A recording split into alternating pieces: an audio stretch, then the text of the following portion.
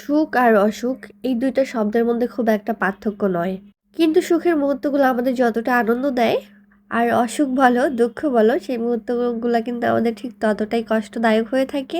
তবে কিছু, কিছু অসুখ কিন্তু সুখের কারণ হয়ে দাঁড়ায় মাঝে, মাঝে। আর সেই অসুখের দিনগুলা কিন্তু আমরা হাসি মুখে পার করে দেই, কারণ সামনের দিনগুলো ভালো হবে, সবাইকে নিয়ে আনন্দ কাটবে তার জন্য। সো হ্যালো এভরিওয়ান, আসসালামু আলাইকুম। কেমন আছো সবাই? আই হোপ ভালো আছো, সুস্থ আছো। সোয়ানিয়াস ব্লগ থেকে আমি নিহা বলছি। সবাইকে স্বাগতম জানিয়ে আজকে ব্লগটা সন্ধ্যা থেকে শুরু করছি। এখন হচ্ছে একটু নিচে যাব, কারণ আমার প্রিন্সেস বেবি নাস্তা খাবে, তাই না? যদিও যাওয়ার একদম ইচ্ছা ছিল না, কারণ একটু ব্যাক পেন হচ্ছে, ভালো লাগতেছে না। তো ভাবলাম কি করব, ভালো না লাগলো কিছু করার নেই, যাই। আর তাছাড়া একটু কাজ আছে, মানে কিছু গস কাপড় কিনবো, তার জন্য বেসিক্যালি যাওয়া। কারণ কয়েকদিন ধরে ভাবছি যাবো যাবো, বাট যাওয়া হচ্ছে না। তো ভাবলাম কেন না, যেহেতু বাইরে যাচ্ছি, তোমাদের সঙ্গে একটা ব্লগ তো শেয়ার করা যেতেই পারে। আর সন্ধ্যা থেকে শুরু করি, তো তার জন্য বেসিক্যালি হচ্ছে শুরু করা। আর কিছুদিন আগে তো আমি ডক্টর কাছে গিয়েছিলাম, তারপরে হচ্ছে সেখান থেকে ডক্টর কি বলেছে ওই সম্পর্কে তো একটা ভিডিও তোমাদের দিয়েছি। বাট আমি কিন্তু তারপরেই কিন্তু গ্রামে চলে গিয়েছিলাম, তো আসার পরেও ব্যস্ত ছিলাম, সব কিছু মিলে না আর কোনো ব্লগ শেয়ার করতে পারিনি, আর তোমাদের জানাতেও পারিনি আমি কি ডিসিশন নিয়েছি। তো আজকে ব্লগে সেটা সম্পর্কে তোমাদের সঙ্গে আলোচনা করব, বা তোমাদের জানিয়ে দিব অ্যাকচুয়ালি আমি কি ডিসিশন নিয়েছি বা ডক্টর কি বলেছে সেই অনুযায়ী। তো ব্লগটা দেখতে থাকো, আশা করি তোমাদের ভালো লাগবে। আর যদি ভালো লাগে প্লিজ একটা লাইক করে দিও, আর ইচ্ছা করলে কমেন্ট করে দিও। প্রথমবার যদি কেউ আমার চ্যানেলটা ভিজিট করো তাহলে সাবস্ক্রাইব করে দিয়ে আমার পাশে থেকে যেও। এইটা হচ্ছে আমার দুষ্টু বুড়ি, সারাদিন এরকম দুষ্টুমি করে। মানে আমি কথা বলতেছি আর সে কি করতেছে দেখো। তাই তুমি গান শোনাও মনে মনে? আচ্ছা, রাম সামসাম গান শোনায়। ওকে, তাহলে ব্লগটা শুরু করছি এখান থেকে। আই হোপ তোমাদের অনেক অনেক বেশি ভালো লাগবে, আর আশা করি তোমরা পুরো ভিডিওটার সঙ্গে থাকবে। তুমি কিছু বলতে চাও?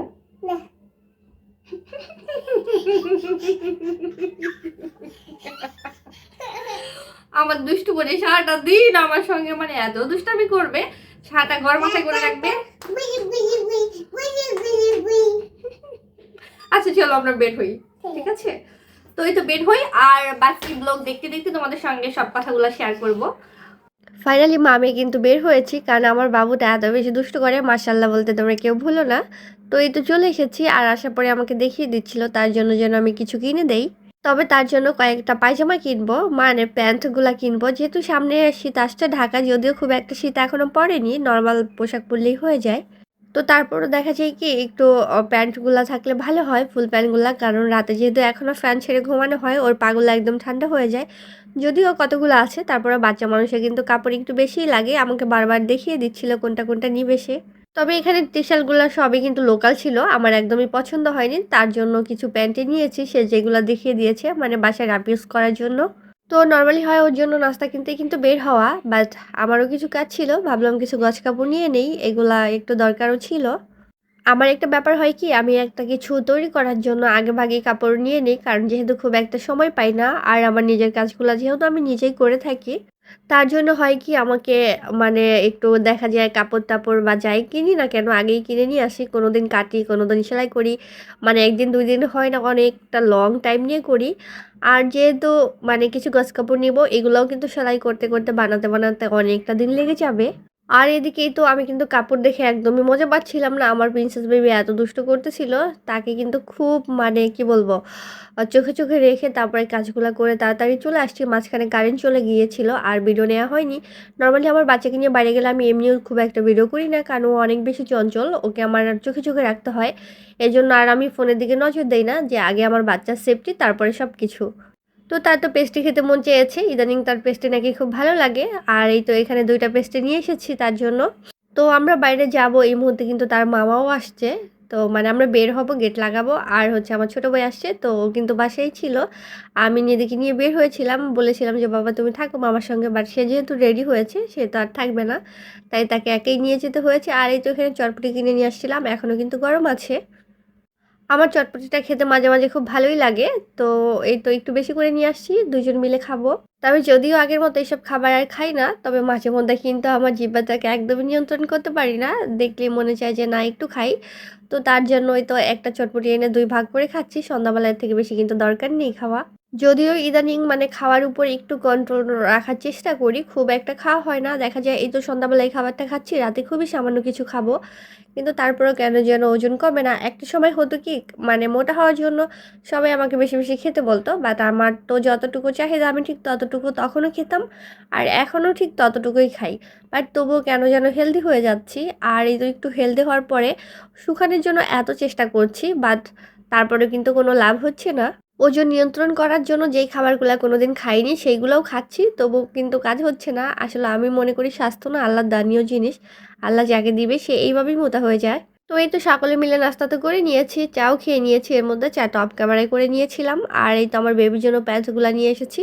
এইগুলা কিন্তু ওর পছন্দের ছিল, মানে ও পছন্দ করেছে সবগুলা। আর যেহেতু এগুলো বাসায় র‍্যাপ ইউজ করাবো, তার জন্য খুব একটা নজর দেইনি যে ঠিক আছে ও যেটা যেটা বলে সেটা সেটাই নিয়ে যাই।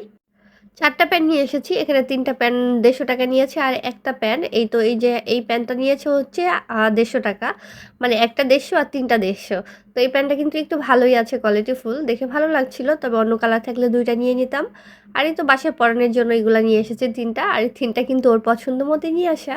যদিও ওর বাবা খুব একটা এই টাইপের প্যান্টগুলা পছন্দ করে না। কারণ উনিও হচ্ছে এক্সপোর্টের জিনিসগুলা বেশি পছন্দ করে বাচ্চার জন্য। বাট আর এই আশেপাশে দোকানে না এর থেকে ভালো কোয়ালিটি পাওয়া যায় না। দ্বিতীয়ত হচ্ছে এগুলো যেহেতু র‍্যাপ ইউজ করবে, সো কোয়ালিটি দেখে লাভ নেই। পরবে কিছুদিন তারপরে তো এইভাবে নষ্টই হয়ে যাবে। দেন এই তো একটা ব্ল্যাক কালারের গজ কাপড় নিয়ে এসেছি। বাই দ্য ওয়ে এটা কিন্তু একদম ফুললি ব্ল্যাক না, একটু অ্যাশ টাইপের ব্ল্যাক আরকি। ক্যামেরাতে ফুল ব্ল্যাকই লাগছে দেখতে। ভিডিওর এই মুহূর্তে যদি আমার কোনো আপু এবং ভাইয়া থেকে থাকো, তাদেরকে অসংখ্য ধন্যবাদ। লাইক দিতে ভুলে গেলে প্লিজ একটা লাইক করে দিও। আর প্রথমবার যদি কেউ আমার চ্যানেলটা ভিজিট করে থাকো, যদি ইচ্ছে করে সাবস্ক্রাইব করে দিয়ে আমার পাশে থেকে যেও। এটা হচ্ছে ব্ল্যাক আর মানে কি বলবো, অরেঞ্জটা খুবই মিষ্টি, বাট ক্যামেরাতে একটু ফ্যাকাশে অরেঞ্জ লাগছে, মানে চাকচিক্য টাইপের লাগছে। বাট এই কাপড়টাও কিন্তু ভীষণ সুন্দর। আর এইগুলা দিয়ে হচ্ছে আমি একটু মানে ফ্রক টাইপের ড্রেস বানাবো, অনেকটা বলতে পারো আলিয়া কাট জামার মতো। তার জন্যই কিন্তু এরকম ডিপ কালারগুলো নিয়ে আসা আর অনেক কিছু মাথায় রেখে ভেবে চিন্তে এই কালারগুলোই চুজ করেছি। যেহেতু এই ড্রেসগুলো আপাতত কাজে লাগবে না, বাট সামনে কাজে লাগবে হয়তো। আর এখানেই তো এক কালার গজ কাপড় নিয়েছি, মানে কয়েকটা আর কি, ৪ টা নিয়েছিলাম এক রঙের গজ কাপড়। একটা লাল ছিল আর একটা হচ্ছে এখানে দেখো ডিপ, এটা হচ্ছে ডিপ সবুজ কালার, যেটা ডিপ গ্রিন আর কি, দেখতে কেমন ব্ল্যাক লাগছে বাট মোটেও এটা ব্ল্যাক নয়। আর একটা ছিল ইয়েলো, একটা হোয়াইট, আর এটা ছিল একদম টকটকা রেড কালার যেটা। তো এই গজ কাপড়গুলোর জন্য কিন্তু বেসিক্যালি যাওয়া। আর এই কাপড়গুলো দিয়ে কি করব সেটা কিন্তু আপাতত তোমাদের বলছি না, তোমরা গেস করতে পারো কি করব আর কমেন্ট করে জানিয়ে দিতে পারো। আর হ্যাঁ, আমি এখন পর্যন্ত মানে কি ডিসিশন নিয়েছি সেটা এখনো পেন্ডিংই আছে। তার কারণ হচ্ছে যেহেতু এই মাসে বাসা চেঞ্জ করব, তোমরা জানো আমি নতুন বাসায় চলে যাব। আর তার জন্যই কিন্তু দেখা যায় একটু ব্যস্তই যাবে, দেখা যায় সব কিছু ওলট পালট করা একটা ঝামেলার ব্যাপার। নতুন বাসায় যাই, যে একটু স্টে করি, দেন হচ্ছে ইনশাল্লাহ তোমাদের সঙ্গে সব কিছু আস্তে আস্তে শেয়ার করব। আর এই তো দেখো এই সি গ্রিন কালার কাপড়টা ভীষণ সুন্দর, মানে সরাসরি। আর এদিকে কিন্তু আমি হচ্ছে সুতাও ম্যাচিং করে নিয়ে এসেছি। আই থিঙ্ক আমার প্রিয় আপুরা গেস করে ফেলেছো আমি এগুলা কেন এনেছি। সো তোমরা কমেন্ট করে জানিয়ে দিও, দেখি কে বলতে পারো। আর এখানে হচ্ছে একটা কি বলে এটাকে, কি সুতা বলে ভুলে গেছি, ওই যে ৫ টাকা করে সুতাগুলো আছে ওইগুলো নিয়ে এসেছি সেলাই করার জন্য, মানে একটু ব্ল্যাক টাইপের আর কি। আর এই তো এগুলা তো বাদা সুতা বলে, মানে আমরা এটাই বলি, তোমরা কি বলো জানি না। আর এগুলো হচ্ছে আমার থেকে পার পিস হচ্ছে ২০ টাকা করে নিয়েছে, মানে ৪টা হচ্ছে ৮০ টাকা পড়েছে।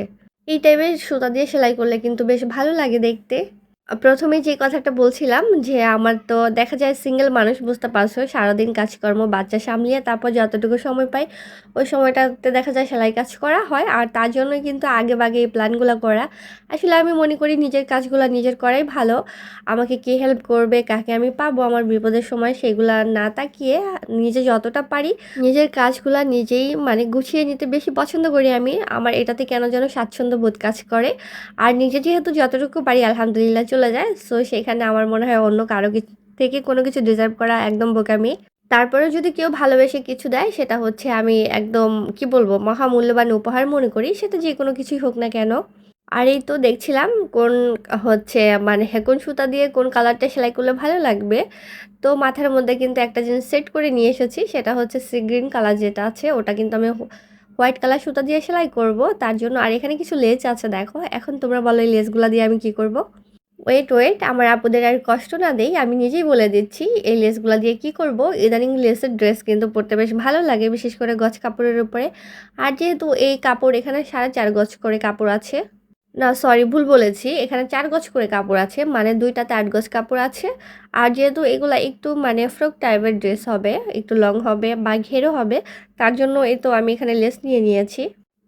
হাতায় গলার মধ্যে নিচে দিলে কিন্তু ভালো লাগবে। আর এই অ্যাশ কালার ড্রেসের জন্য আমি সাদা লেসটা নিয়েছি, এই কালার লেস দিয়ে কিন্তু আগেও আমি ড্রেস করেছি, তোমরা দেখেছো। আর এই তো মাঝখানেরটার জন্য আমি হচ্ছে একটু গোল্ডেন টাইপের নিয়েছি লেসটা, কারণ এই লেসটা বেশ ভালো লাগছিল, কালো বা অরেঞ্জ এগুলো ভালো লাগছিল না দেখতে। তো তার জন্য আমি একদমই সিম্পল, যেহেতু নর্মাল গজ কাপড় বুঝতে পারছো, খুব নর্মাল করে ড্রেসগুলো সেলাই করবো র্যাপ ইউজ করার জন্য। তাই আমি লেসগুলোও কিন্তু নর্মালি নিয়েছি, কারণ সব কিছুর একটা কিন্তু সামঞ্জস্য আছে, এই কাপড়ের সঙ্গে কিন্তু গর্জিয়াস লেস দিলে খুবই বাজে লাগবে। তো বুঝতে পারছো, সেই জায়গা থেকেই কিন্তু থিঙ্ক করে নিয়ে এসেছি। আর এই তো এগুলা নিয়ে এসেছি, মেক করবো একটা একটা করে, একটু একটু করে তোমাদের সঙ্গে একটু একটু করে হয়তো বা শেয়ার করা হবে। তবে আপাতত খুব একটা সময় পাবো না, হয়তো বা টুকটাক করে কিছু কিছু শুরু করব। আর এই তো নতুন বাসায় যেয়ে কিন্তু বাকি কাজগুলো করতে হবে, যেটা বললাম একা মানুষ যেহেতু সব কিছু আগে থেকে প্রিপারেশন নিয়ে রাখা উচিত আমি মনে করি। শীত শীত ওয়েদার আসার পর থেকেই তো এই তো ঠান্ডায় ভুগছি, তবে একটা জিনিস মানে ভালো, সেটা হচ্ছে আমার কাশির প্রবলেমটা হয়নি এখন পর্যন্ত। তো এই তো দেখো, মানে বাসা থেকে বের হয়েছিলাম বাচ্চা নাস্তা কেনার জন্য, আর কত কিছু নিয়ে এসেছি, হিসাব করে দেখলাম আমার 1600 টাকা শেষ হয়ে গিয়েছে। সব সময় সঞ্চয় করে বা হিসাব করে আসলে চলা যায় না, মাঝে মাঝে কিন্তু না চাইতেও অনেক কিছু কিনে ফেলতে হয়। আমি মনে করি যখন যেটা পছন্দ হয়, যখন যতটুকু আমার চাহিদার মধ্যে আমার সাধ্যের মধ্যে থাকে ততটুকু শখ পূরণ করা উচিত।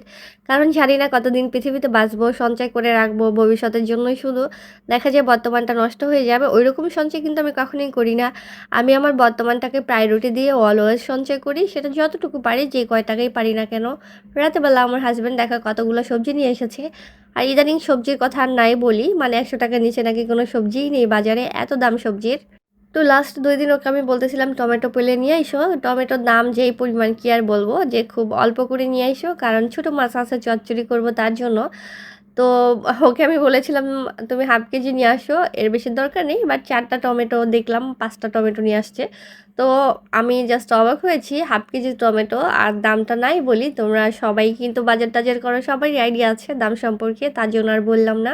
আমাদের যেহেতু সবজিটা একটু বেশি খাওয়া হয়, আমার মনে হয় মাছ মাংসের তুলনায় ইদানিং সবজির দামটাই বেশি পড়ে যায় তুলনামূলক যদি হিসাব করতে যাই। তো তার জন্য দেখা যায় খরচটাও কিন্তু বেড়ে যায়। রাতের বেলা আমার হাজব্যান্ডকে জিজ্ঞেস করলাম কি খাবে, তো ও তো দেখা যায় মানে খাবে না, বাইরে থেকে হয়তো বা খেয়েছিল ফ্রেন্ডদের সঙ্গে, রাতে ভারী কোনো কিছু খাবার খাবে না। তার জন্যই তো সবজি রান্না করছি, আজকে সবজি খাবো, যেটা তোমাদের প্রথমেই বললাম যে ইদানিং খাবার দাবারে একটু চেষ্টা করি কন্ট্রোল করার, যদিও প্রপার পারি না, যতটুকু সম্ভব আর কি। একটু নিজেকে দেখা যায় মানিয়ে নেওয়ার চেষ্টা করি নর্মাল খাবারের সঙ্গে, বাট তবুও কেন যেন একদমই ওজনটা কমাতে পারছি না। তো আজকে কিন্তু শুধু রাতের বেলা আমরা সবজিই খাবো, এটাই আমাদের মেনুতে আছে। এখানে আমি কয়েক রকমের সবজি নিয়েছি, লাউ আছে, পটল আছে, তারপরে মিষ্টি কুমড়া আছে, দেন হচ্ছে মানে ফুলকপি আছে, তারপরে হচ্ছে কি বলে এটাকে, পেঁপে আছে, মানে কয়েক রকমের সবজি নিয়ে হচ্ছে আমি একটা মিক্সড সবজি বানাবো। তো দেখা যায় নর্মালি এটা কিন্তু চিকেন দিয়ে করলে খেতে বেশ ভালো লাগে, আর আজকে আমি এটার মধ্যে চিকেনও ইউজ করব না, একদম নর্মালি রান্না করব। বাট এই সবজিটা কিন্তু খুবই খুবই মজা লাগে খেতে, যদিও দেখতে খুব একটা ভালো লাগবে না, কারণ এটার মধ্যে আমি কোনো মশলা ইউজ করিনি, হলুদ টলুদ কিছু দেইনি, তার জন্য একটু ফ্যাকাশে লাগতে পারে। ট্রাস্ট মি, এটা দেখতে যেমনই হোক না কেন খেতে কিন্তু ভীষণ মজার। আর ইদানিং আমাদের প্রায় রাতের বেলা এই সবজিটাই খাওয়া হয়। এই সবজিটা বলতে মানে যখন যেরকম সবজি থাকে বাসায় ওই রকম সবজি দিয়েই কিন্তু একটা তরকারি রান্না করে ফেলি, আর আমরা এটাই খেয়ে নেই। জাস্ট খাওয়ার সময় একটু লেবুর রস মিক্সড করে নেই, আর এটার সঙ্গে কিন্তু এক্সট্রা কোনো ভাত টাত কিছুই খাওয়া হয় না, জাস্ট সবজি মানে সবজিই খাওয়া হয় শুধু। এটা রান্না করতেও কিন্তু খুব একটা সময় লাগে না, এখানে আমি ধনিয়া পাতা দিয়েছি, একটু আস্তে আস্তে করে দিয়ে দিয়েছি। আর দেখো রাতের বেলাও মানে চুলার গ্যাসের কি অবস্থা, আমার সবজিটা কিন্তু আরও মানে কি বলবো, আরও একটু আগে নামানো উচিত ছিল, বাট এই যে গ্যাসের সমস্যার জন্য দেখো পানিটা কিন্তু গলে যাচ্ছে, বাট সবজিটা এখনও হচ্ছে না। তবে এটাকে আমি একদম 100% কুক করবো না, 95%-এর মতো কুক থাকবে, বাকিটা তো এমনি এমনি হয়ে যাবে। ধনিয়া পাতা কিন্তু কাটিনি, আস্ত ধনিয়া পাতায় ধুয়ে দিয়ে দিয়েছি, দেখতে পেয়েছো। আর এই সবজিটার সঙ্গে না এইভাবে দিলেই কেন যেন মনে হয় ভালো লাগে, যেহেতু সবজিগুলো একটু বড় বড় স্লাইস করা। তোমরা যারা ডায়েট করতে চাও বা একটু রাতের বেলা মানে দেখা যায় ভারী খাবার খেতে চাও না, তারা চাইলে ট্রাই করতে পারো। এটা জাস্ট আমি একটুখানি চাট মশলা দিয়ে কিন্তু রান্না করেছি। তবে হ্যাঁ, লবণ তো দিতেই হবে। আর এখানে একটুখানি ধনিয়ার গুঁড়া তোমরা অ্যাড করতে পারো, আর চাইলে একটু সয়া সস দিতে পারো, তাহলে দেখা যায় কি স্মেলটা বেশ ভালো আসে। আর যারা হচ্ছে গোলমরিচ পছন্দ করো তারা কিন্তু গোলমরিচের গুঁড়া দিতে পারো। পার্সোনালি আমি গোলমরিচের গুঁড়া একদমই দেই না, কারণ এটা ফ্লেভারটা আমার খুব একটা ভালো লাগে না, তার জন্য আমি অ্যাভয়েড করি সবসময়। তবে এটা পরিবর্তে চাইলে কিন্তু দারুচিনির গুঁড়াটাও একটু সামান্য দেওয়া যায়, জাস্ট স্মেলের জন্য। আর না দিলেও কিন্তু কোনো সমস্যা নেই। তো এর মধ্যে আমার বাচ্চাকে তো ঘুম পাড়িয়ে দিয়েছি সবজিটা করার আগে, কারণ আজকে তাকে কিন্তু বিকালে ঘুম পাড়ায়নি, সে অনেক দুষ্টামি করেছে, অনেক ক্লান্ত ছিল। আর আমার হাজব্যান্ড তো ওর নিজস্ব টুকটাক কাজ করছে, কথা বলছে, আর আমি সবজিটা করে নিয়েছি। খুব একটা সময় কিন্তু এটা লাগে না রান্না করতে। তো ফাইনালি আমার দেখা সবজিটা ডান, মানে হয়ে গিয়েছে, একদম খাওয়ার উপযুক্ত। জাস্ট এটার মধ্যে একটু লেবুর রস দিব, তাহলেই হয়ে যাবে। আজকের ব্লগটা কিন্তু এ পর্যন্তই ছিল। কেমন হয়েছে কমেন্ট করে জানিয়ে দিও। সবাই ভালো থেকো, সুস্থ থেকো। আল্লাহ হাফিজ সবাইকে।